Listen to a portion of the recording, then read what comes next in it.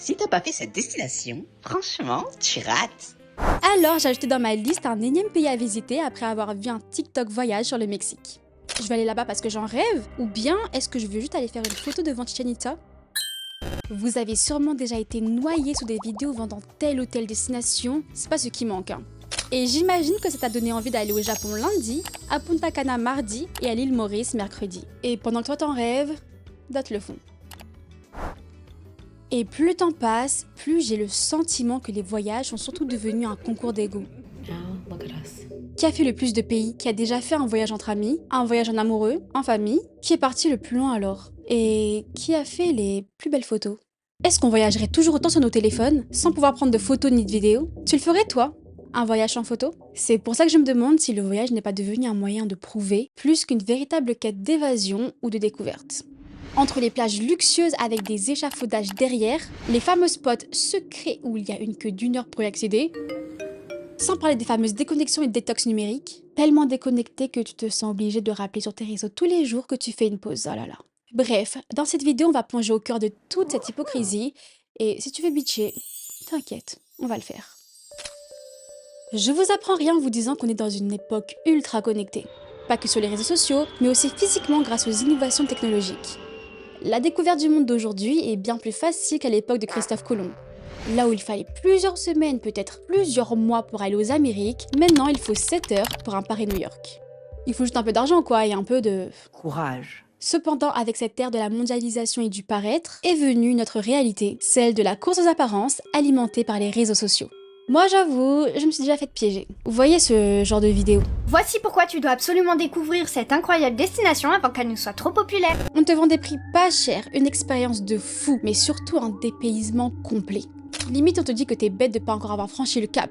Tu sais pourquoi tu pars pas à Bali? C'est parce que tu penses que le billet d'avion est super cher alors que pas du tout. Cependant, une fois sur place, tu te rends compte que ce n'était qu'une façade. Une véritable McDonaldisation du tourisme.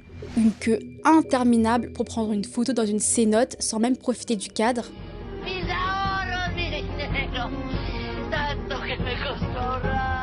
Pareil pour le classique Santorini, des endroits devenus tellement hype qui sont maintenant exploités juste pour être jolis en photo, perdant au final toute leur histoire et leur authenticité. C'est la réalité derrière ces destinations instagrammables. Prenons l'exemple de Bali, une île ultra touristique. Là-bas, certains paysages sont littéralement créés sur mesure, comme ces balançoires, installés uniquement pour faire joli pour les photos, et qui masquent les réalités de l'île. En plus de ça, ils ont refusé de nous prendre en mode portrait au lieu du mode horizontal alors que c'est un endroit fait pour Instagram. Parce que si vous y allez parce que vous avez vu des photos et des vidéos sur les réseaux, ce qui était mon cas, vous allez être déçus. C'est ça Bali. Bali, c'est pas les balançoires qu'on voit sur les vidéos. Pour moi, c'est surtout le fait de voir plein d'endroits qui étaient pour moi de la culture à voir, qui sont devenus que du tourisme, que je trouve triste. Il y a même un nouveau métier qui a été créé, les drones humains. Ces guides touristiques sont littéralement payés pour prendre des photos et créer des vidéos parfaites, comme si c'était via un drone. Ce métier a été créé en réponse directe à l'obsession de la création de contenu digne d'une production visuelle. Et franchement, pour quelque chose fait avec les moyens du bord, ils sont très forts.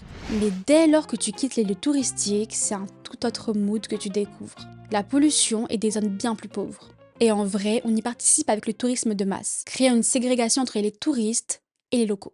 Mais bref, je passe vite dessus. Ce n'est pas sur les conséquences du tourisme que je vais m'attarder, mais plutôt sur les raisons. Va-t-on vraiment dans ces lieux consciemment, et je m'inclus dans le lot aussi.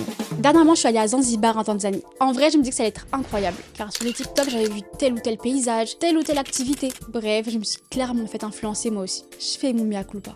J'avoue, je voulais trop d'être ça en faisant une photo en mode sirène, avec des tortues dans l'eau. Mais arrivé sur place, j'ai entendu beaucoup de gens dire que les tortues étaient malheureuses, que le bassin était trop petit, que c'était très pollué à cause des déchets, et que pour y accéder et rester quelques minutes, fallait payer. Pendant 2 secondes, je me suis posé la question. J'y vais, je prends ma photo et de toute façon, personne ne le saura. Ou bien, j'y vais pas. J'y suis pas allée car j'ai compris qu'au fond, c'était pas ce que je voulais faire de mon voyage. Mais généralement, quand ces influenceurs te vendent du rêve, bah t'as envie de faire pareil. Peut-être même que vous avez un pote qui fait ces fameuses vidéos à base de « Aujourd'hui, je t'amène découvrir ». On est au Mexique avec ma pote et on décide de manger du guacamole tous les jours. Venez, on va l'éviter. Alors que ce pote n'a aucune audience et persévère pour. Oups. Des recommandations bien souvent flinguées en fait, non. pas celles de ton pote, mais plutôt toutes celles sur lesquelles on tombe sur TikTok. Des recommandations nulles, bien subjectives, et encore plus quand il s'agit en fait de partenariats déguisés. Partenariat, certes, mais ne croyez même pas qu'ils sont payés pour. Bien souvent, ils vendraient leur âme au diable juste pour manger un tacos gratuit. Un conseil, n'écoutez jamais les conseils des influenceurs. On n'a pas les mêmes budgets, on a dû payer notre guacamole 15-20 €. Ce sentiment de désillusion, je pense qu'on est nombreux à l'avoir ressenti. Les réseaux sociaux nous bombardent d'images parfaites, de moments capturés sur leur meilleur angle, nous faisant croire que ces expériences sont indispensables pour être in. Ces images nous poussent à faire des choix non pas pour notre propre satisfaction, mais pour correspondre à une norme, pour montrer qu'on fait partie de cette élite qui voyage. On se retrouve alors à vouloir réaliser une activité, non pas parce qu'elle nous attire profondément, mais parce qu'elle permet de cocher une nouvelle case sur la liste de choses à faire ou à montrer. Et c'est là que je pose cette question. Tu le fais pour toi ou tu le fais pour les autres? On voit de plus en plus de personnes choisir leur destination, non pas en fonction de ce qui les intéresse ou de ce qu'elles souhaitent découvrir, mais plutôt en fonction de ce qui est tendance. Le monde. La FOMO, ou la peur de rater quelque chose, alimente grave ce phénomène. Tout ça pour pouvoir dire « j'y étais ». Y a qu'à voir comment les gens parlent de Bali. Non mais fallait être là avant, quand c'était pas trop connu. Maintenant, il y a des expats français partout. C'est clairement plus ce que c'était. Regardez les destinations hype, elles changent d'année en année. En 2015, c'était New York. En 2019, c'était Dubaï. En 2022, c'était le Mexique. Et en 2024, c'est la Corée du Sud. Pour les années à venir, vous direz quoi, vous? Moi, je dirais le Pérou. Mais avant de te faire influencer, essaye de comprendre pourquoi tu vas aller là plutôt que là. Est-ce que c'est pour les bonnes raisons? Est-ce que c'est pour faire du tourisme de la Madagascar, par exemple? Non, c'est clairement pas une bonne raison. Blague à part, le choix de destination, les activités que l'on prévoit, et même les tenues que l'on porte en voyage sont parfois davantage dictées par les attentes des autres que par nos propres goûts. Est-ce que je vais dans ce pays parce que ça me fascine, parce que j'ai envie d'explorer sa culture, sa cuisine, ses paysages, ou est-ce simplement parce que c'est à la mode et que ça va faire du contenu? Si c'est la dernière option, c'est égoïste de ne pas prendre en compte les sentiments des locaux, de ne pas connaître les bons gestes, les potentielles tenues ou coutumes à respecter. Pourquoi pas manger dans un boui-boui qui paye pas de mine et soutenir l'économie locale, au lieu d'aller dans le bar éco-responsable de Tulum créé par des gringos. Et au final être déçu parce que le tacos que t'as mangé n'avait même pas d'épices. Le pire c'est que nous quand on est déçu, est-ce qu'on va révéler la vérité? Non, on perpétue l'illusion et c'est un cercle vicieux. On a payé, donc faut rentabiliser le voyage. Faire croire qu'on a kiffé, que la plage était vide et paradisiaque.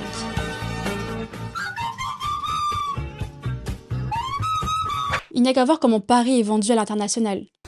Bonjour mademoiselle, je porte lunettes de soleil, je veux m'en venger. Merci beaucoup, je hurle. Oui, baguette. Bisous. On nous montre des images de rues vides, des arbres fleuris à côté de la Tour Eiffel, des séances de shopping de luxe. Et le contre-coup, c'est le syndrome de Paris, qui touche souvent les touristes chinois et japonais. Dans l'imaginaire populaire, Paris est décrit comme la ville de l'amour, la classe à la parisienne, le calme, le romantisme. Tous les Parisiens habillés chez les grands couturiers et la tranquillité. Pan au chocolat. Alors que vous savez très bien que c'est pas du tout le cas.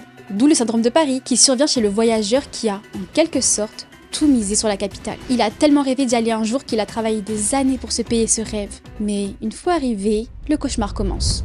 Vol de pickpocket, population stressée, rue sale, sentiment d'insécurité, rats, manifestations. Are you happy to be in Paris? Oui. La désillusion est tellement forte que s'ensuit une dépression. Et vous savez à quel point le travail en Chine, par exemple, est dur. Alors imaginez avoir travaillé toute une vie, venir à Paris et vivre ça. Vous imaginez bien que ce serait difficile de rester positif. Mais pourquoi le mythe de Mylène Paris continue de se perpétuer alors? Et je dirais qu'en Asie déjà, il y a la culture du silence, c'est mal vu de se plaindre ou d'exprimer ouvertement son malaise, mais surtout, c'est dû à la honte. Admettre qu'un voyage de rêve a été gâché par une déception ou un choc culturel est difficile. Surtout quand on a travaillé des années pour s'offrir ceci. Et là, je parle pas des gens qui ont les moyens de voyager très régulièrement, mais des gens lambda qui ont mis toutes leurs économies dans un voyage. Et pour le coup, ça c'est valable pour une grande partie des gens qui voyagent dans le monde, pas seulement pour les Asiatiques à Paris. Surtout dans un contexte où les voyages sont présentés comme des expériences positives et enrichissantes. Cette idée est renforcée par le développement personnel. Voyager est perçu comme un signe de réussite et de statut. Il ne s'agit plus simplement de découvrir le monde, mais de montrer aux autres que l'on mène une vie excitante, remplie d'aventures et d'exotisme. D'ailleurs, je me demande si tous ces coachs en développement personnel ne se jettent pas des fleurs à eux-mêmes en vantant à ce point le voyage. Regardez, je prends des risques, je vais en terre inconnue. J'ai gagné ma liberté financière et géographique. Mais bon, admettons que ces conseils soient bienveillants et sincères. Perso, moi je trouve ça quand même un peu problématique, car ça crée une pression sociale qui conduit à des choix toxiques. Le voyage est présenté comme une innovation ultime pour résoudre des problèmes profonds, comme l'anxiété, la dépression ou un sentiment général de mal-être. En gros, changer d'environnement suffira à transformer votre vie. Magique, hein? La réalité, c'est que les problèmes ne disparaissent pas simplement parce que l'on change de lieu. Au contraire, ils s'intensifient lorsqu'on est loin de ses repères et de ses soutiens. Aussi, le voyage est glorifié dans le développement personnel comme une série d'expériences incontournables qu'il faut vivre pour être complet. Ça mène à une sorte de consommation effrénée du voyage où l'important n'est plus l'expérience, mais simplement de cocher des cases sur une liste. Mais le retour à la vraie vie est brutal.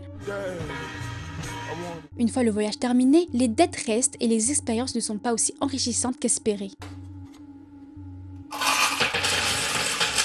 Et surtout, ces fameux coachs en développement personnel te vendent le voyage comme une détox numérique et un moyen de te reconnecter avec toi-même.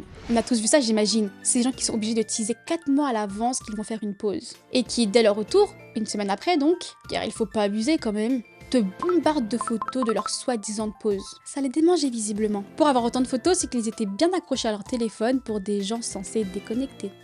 Mais au-delà de ce besoin de validation, de vivre pour les caméras, qu'est-ce qui nous pousse à faire toutes ces photos ? Est-ce que prendre une photo, c'est forcément vouloir prouver ? Il n'y a qu'à regarder nos parents, ils ont même pas Instagram, et pourtant rien qu'ils dégainent leur téléphone eux aussi. Au final, est-ce que c'est pas juste un moyen de capturer à jamais la beauté d'une personne ou d'un lieu ? De documenter l'histoire familiale et de créer un héritage pour les générations futures ? Est-ce que c'est pas une manière de se rappeler des détails d'une expérience qu'on risque d'oublier avec le temps ? Est-ce que c'est pas un réflexe qui fait partie du rituel du voyage ? Après, même tes parents veulent prouver quand même, avec leur live Facebook pour leurs 2 amis. Bref, blague à part, on cherchera toujours à prouver. C'est comme ça, et au final, il n'y a rien de mal à être fier de ce qu'on a fait ou accompli. Faut juste être conscient de ça pour ne pas oublier de profiter, et surtout ne pas se faire influencer. Et puis, il ne faut pas uniquement voir les moments où les gens postent leurs photos, mais il faut aussi regarder les 350 autres jours de l'année où ils ne postent rien, et on évite des plus banales. Il y a qu'à voir mon Instagram, on pourrait croire que je voyage toute l'année et que je suis jamais chez moi, alors que je poste seulement quand je suis pas chez moi, justement. D'ailleurs, j'ai demandé à ChatGPT d'analyser mon Insta, et voilà ce qu'il m'a dit. Le gros plan sur une fleur rouge, vraiment, on dirait que t'as ajouté ça juste pour casser le flux des selfies et des clichés de vacances. Pas très subtil, mais ça passe, je suppose.